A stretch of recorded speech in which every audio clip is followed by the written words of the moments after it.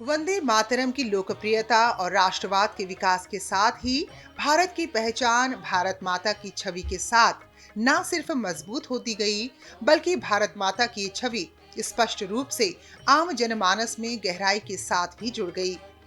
भारत माता की ये छवि महज एक कलात्मक अभिव्यक्ति ही नहीं रही, बल्कि उससे पूरे राष्ट्र और मातृभूमि का अवतार बन गई, जो स्वाधीनता संग्राम के दौरान राष्ट्रीय पहचान और राष्ट्रीय भक्ति के सशक्त प्रतीक के रूप में उभरी।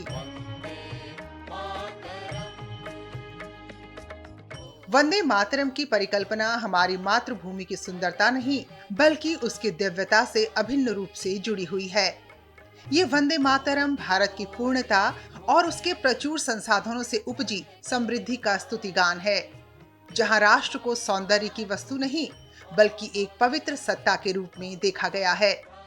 वंदे मातरम पूरे विश्व को ये बताता है कि हम एक राष्ट्र के रूप में कौन हैं, हमारी जड़ें कहाँ हैं और हमारी आकांक्षाएं क्या हैं। यही कारण है कि केवल 2 पदों के स्थान पर संपूर्ण गीत को अपनाना आवश्यक था। भारत माता की अवधारणा का प्रारंभिक चिंतन किरण चंद्र बैनर्जी द्वारा किया गया था। अवनींद्रनाथ ठाकुर ने इसे पहली बार साकार रूप और स्वरूप प्रदान किया और बाद में अन्य कलाकारों ने इस मूल विचार की विभिन्न रूपों में व्याख्या की।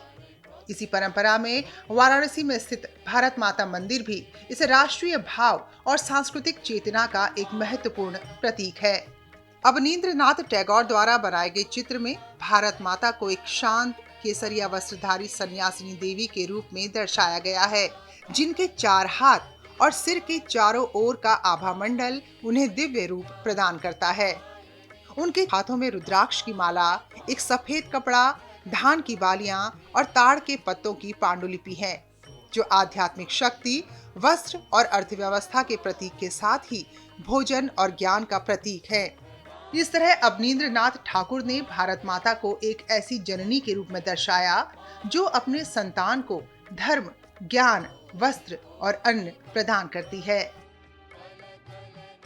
अवनींद्रनाथ टैगोर द्वारा चित्रित भारत माता की छवि ने पश्चिमी देशों के विपरीत एकीकृत भारतीय पहचान को न सिर्फ सशक्त किया, बल्कि स्वाधीनता आंदोलन के दौरान सामूहिक पहचान को बढ़ावा देने और विभिन्न समुदायों में राष्ट्रभक्ति की भावना को संचारित करने का एक शक्तिशाली माध्यम भी बना। अवनींद्रनाथ ठाकुर की चित्रकला के बाद भारत माता की छवि लोकप्रिय कला के विभिन्न रूपों जैसे कैलेंडर, पोस्टर और पत्रिकाओं में व्यापक रूप से प्रसारित होती रही। अवनींद्रनाथ के बाद राजा रवि वर्मा, PS रामचंद्रन राव और शोभा सिंह जैसे अनेक चित्रकारों ने भारत माता का चित्रण कर उन्हें लोकप्रिय बनाने में महत्वपूर्ण योगदान दिया। भारत माता की इस छवि को राष्ट्रीय चेतना में और गहराई से स्थापित करने में भारतीय सिनेमा का भी महत्वपूर्ण योगदान है। 1943 में फिल्म किस्मत में दिखाई गई भारत माता की छवि जहां सामूहिक सद्भाव और राष्ट्रवादी भावना को दर्शाती है, वहीं 1957 में फिल्म मदर इंडिया ने भारत माता की सहनशील, दृढ़ और संघर्षशील रूप को लोकप्रिय बनाया।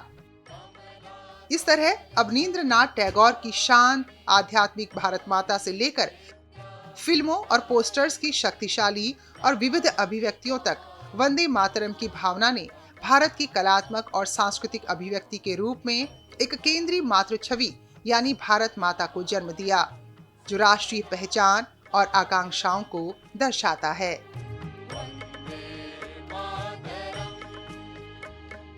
वंदे